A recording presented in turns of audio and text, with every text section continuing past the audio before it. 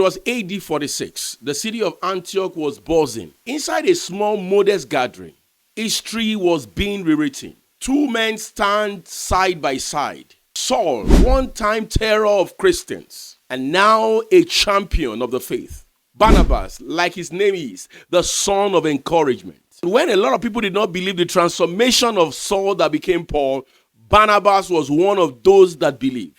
So as the group of people began to pray, the Holy Spirit spoke in Acts chapter 13 verse 2. Set apart for me Barnabas and Paul for the work that I've called them to do. Hands were laid upon them, and heaven commissioned a partnership that will turn cities upside down for Jesus. Immediately their first missionary journey began.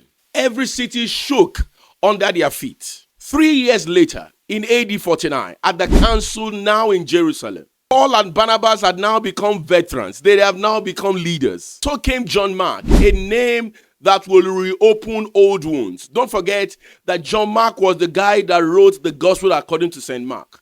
The young man had earlier abandoned Paul and Barnabas in Pamphylia and wanted a second chance. But Barnabas, as a son of encouragement, received him with full grace. Paul was scared of betrayal. He said, no, we won't risk this again. That was not a small disagreement. And there arose a sharp contention that led to the separation of these two men that were brought together by the Holy Spirit. So the dream team splits. Now AD 67. Paul was now aged in prison and waiting for his last breath. And he wrote one final letter to Timothy. In the fading prison cell, he wrote and said, get Mark, for he is profitable to the ministry. The very guy that was rejected by Paul, he now calls useful. Paul is such a very, I don't know what to say. I don't know the English to use for it, but he's just a very special man. The seeds that Barnabas sown had now taken root.